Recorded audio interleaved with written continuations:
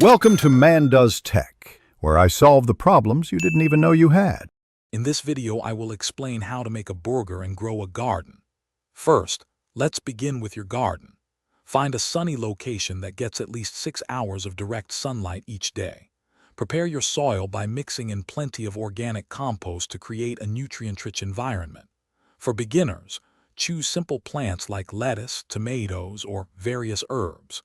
Raised beds about 1 foot deep are an excellent option for managing soil and drainage effectively.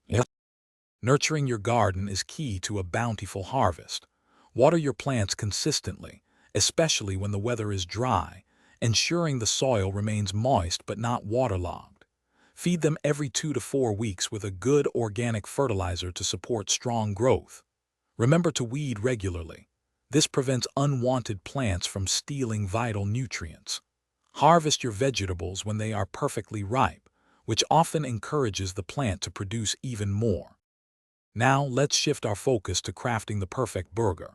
Start with fresh ground beef, ideally an 80-20 lean-to-fat ratio for maximum juiciness.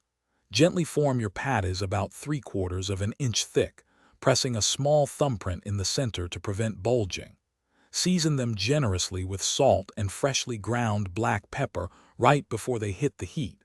Don't forget to lightly toast your burger buns for a delightful crunch.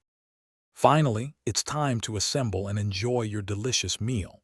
Cook your patties to your preferred doneness. For a medium burger, aim for about 3 to 5 minutes per side. Add a slice of cheese during the last minute of cooking to get that perfect melt. Layer your toasted bun with crisp lettuce and juicy tomatoes from your garden, along with your favorite sauces.